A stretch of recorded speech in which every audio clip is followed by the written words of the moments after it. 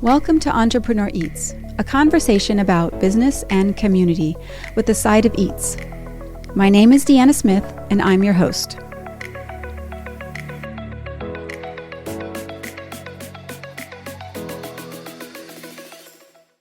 Have you noticed that Grand Avenue is being renovated?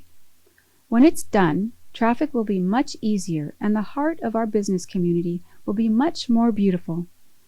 While it may be more challenging to shop and dine there right now, it would be grand to have you make an extra effort to support the businesses downtown. Hello, Escondido. This is Deanna Smith, and I'm here with Greg Angel, and we're going to talk about some very important things. Greg, why don't you tell me a little bit about yourself? Well, I live here in Escondido. I've lived here for about 15 years, and for a little bit longer time, almost 20 years, I've been with Interfaith Community Services. Interfaith was created here in Escondido 45 years ago, and we bring together diverse faith communities and people of compassion to help people overcome poverty, hunger, and homelessness. Great. So thank you for all of your services and bringing your family to Escondido and just investing your family and your expertise and helping the homeless situation. Escondido is a wonderful community. My wife and I have really enjoyed being here, and we choose to live here, raise our family here. And I have the opportunity at Interfaith to see just how invested this community is in helping our neighbors in times of need. And that's just a wonderful thing to get to see and be a part of. It sounds very gratifying. I understand what you mean when you are doing good work. It just makes you feel better. Absolutely. And in a way, it's a little bit selfish because we all want to feel better. Well, there are so many problems in the world. You know, you can get down on it, you could get depressed about it, or you could be a part of actually doing something about it, and we get to do that. Yes, we do. We do get to do that. And we get to do it for our community. I believe Escondido is a very special place. I've been here practically my whole life. California native, of course. But I go all over the world and travel, and I'm just so happy to come back to Escondido. It will always be home for me, of course.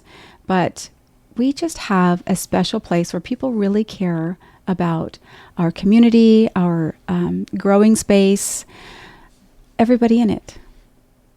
Absolutely. Yeah. So I want to talk a little bit about your relationship not necessarily your relationship, but the homeless service providers relationship and the city. So Interfaith is the largest provider of services to reduce and address homelessness, the largest community-based organization doing that work in North San Diego County. We work really closely with the city of Escondido and actually all 8 cities here in North San Diego County. We're one of many groups doing this work here in Escondido. All of us do that in partnership with the city. Sometimes it's a funding partnership. Sometimes it's a referral partnership. So the police here in Escondido, when they engage somebody who's unsheltered and homeless and interested in services, they'll reach out to us and refer them into our programs. The challenging thing, and we're going to talk about this, I think, today, is that unfortunately, when that referral is made, there's usually not an available bed because the amount of beds that we have they're all full, and our programs operate at capacity, and very often, tragically, we don't have the resources that people need in order to overcome homelessness. But Interfaith and other providers, we work very closely with the city to try to maximize those limited resources to help people get off the streets and get into a better situation. Well, that's all those challenging situations lead me to wonder, how much support do you get from the city of Escondido? So the city has helped, and we've worked in partnership in a number of ways over the 45-year history of Interfaith. Most recently, the city actually secured a grant from the county to help renovate and create a shelter for families with children who are experiencing homelessness. And that's an interfaith program that opened a year ago in October. So the city helped secure money that was federal money that came to the county. So that type of partnership is similar with a lot of other providers. Dollars that are required or earmarked for services like homelessness that the city distributes. Similarly, this last summer, the city allocated a grant to Interfaith of federal grant, community development block grant dollars to prevent homelessness among seniors. And so we have some flexible funds through that program to help a senior not become homeless. So it's often rental assistance to keep them in their home. It's important, though, for I think our listeners in the community to understand none of those grants are from the general fund. The city of Escondido, like many other cities, simply does not have general fund dollars to be able to put towards homelessness. And what that means is that the grants that they are providing are very restrictive. And so that community development block grant that I was just describing has a number of very challenging restrictions on it placed by the federal government. So the city leadership is very limited in what they can do in terms of addressing their key priorities. Their homelessness policy that's been passed this year around safety. They really don't have the resources to be able to partner with groups like Interfaith Community Services to do that work. So this year and for many years prior, the amount of money that the city of Escondido has put towards homelessness out of their general fund is $0. And do you think that's just because we just don't have the funding to give you? I think it reflects a very challenging budget situation. The city has a tremendous 11, 12, multi-million-dollar structural budget deficit. And, we've seen, again, here as a resident in Escondido, we've seen community services cut and reduced in recent years. My daughters went to preschool through the Tiny Tots program, a wonderful program that sadly no longer exists. The city wasn't able to continue providing the funding for that resource, just as one example. So I believe it reflects just a budget challenge that the city has. Those general fund dollars are being allocated elsewhere. Mm-hmm. So in support of Measure I, do you believe that if Measure I passes, that things could get a lot better for our homeless programs? I have no doubt it will get better. I mentioned the budget deficit currently is about $11-12 million. Well, we project that Measure I will generate $25 to $30 million in annual revenue. I've heard that too. So it's not just a matter of surviving. This is thriving. This is funding those critical community services, and this is providing city leadership with resources to actually provide pathways out of homelessness, which is so important. We can put in place encampment bans and enforcement issues, and we can say, hey, you can't be here. Our businesses cannot have you here. But unless we provide a place for people to go, those measures are not going to reduce overall homelessness. They're just going to move people around. And that doesn't create positive outcomes for anyone in our community. So Measure I is really foundational in establishing and providing the resources we need to reduce homelessness and improve our entire community. Wow. Yes. Well, thank you for your information and your input on Measure I. It's so critical that we get the word out and how impactful that it will be, hopefully when it passes. But the other side of that coin is what happens when it doesn't pass.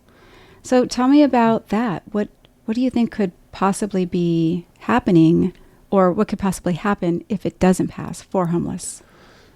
So there's an annual census that happens to identify how many people are unsheltered in each of our communities.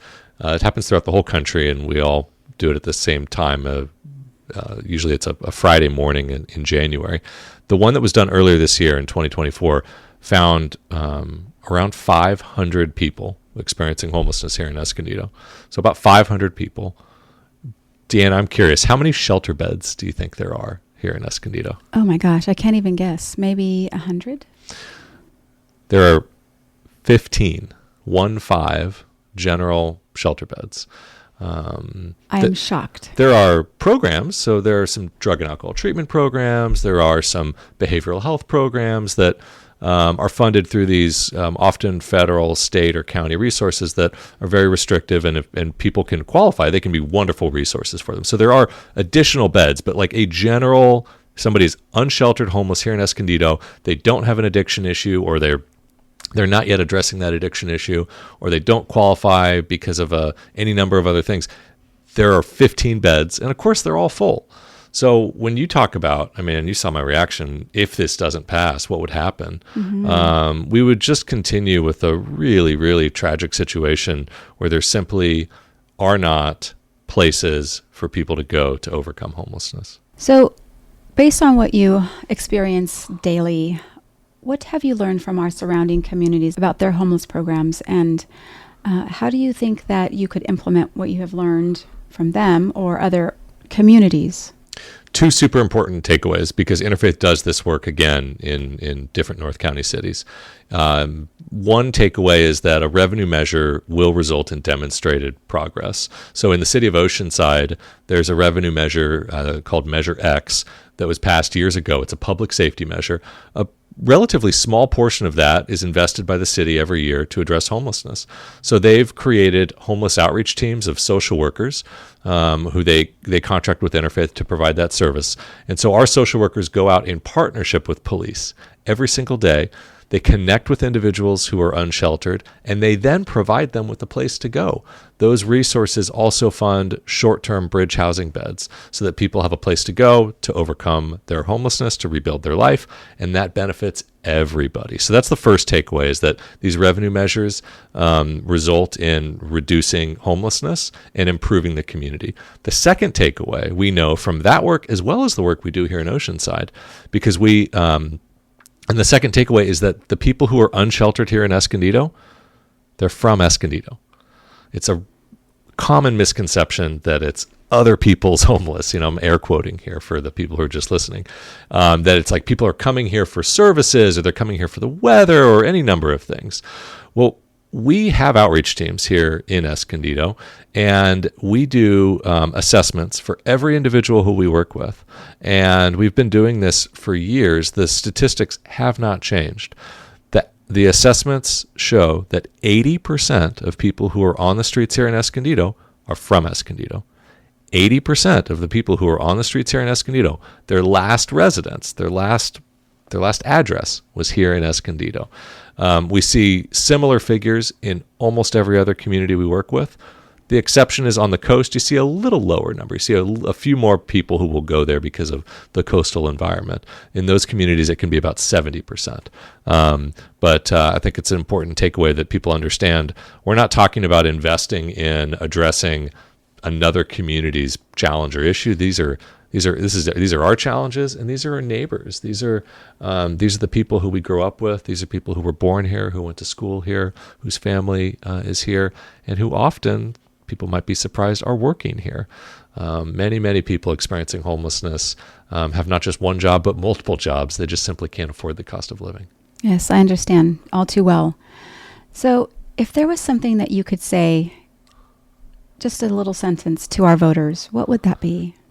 It would be that for 1 cent on every dollar that we spend, we can support and create a thriving Escondido. You talked about your love of this community, your long history here. I hope all of our listeners share that as well. And I think it is each of our responsibility to see that a 1 penny, a 1 cent investment to support first responders, to support police, fire, to provide pathways out of homelessness for people who were born here, who were raised here, who are now living on our streets here, to invest in the arts, in our community services, in our parks, in our libraries. I mean, that's a great deal. So I would just encourage the listeners to support the measure and go further, and encourage their friends and their family who live here in Escondido to do the same. I encourage the same. Thank you so much for joining us today. Everything you said was very inspiring and very informative. There were so many things that you said that I was like, wow, I didn't know that. Or I had a, different perspective, or heard something that wasn't exactly accurate. So thank you for clearing that up for me. Well, Deanna, thank you for having me. Thank you for your leadership and for bringing people together to understand these really important issues facing Escondido. It is my pleasure. Thank you.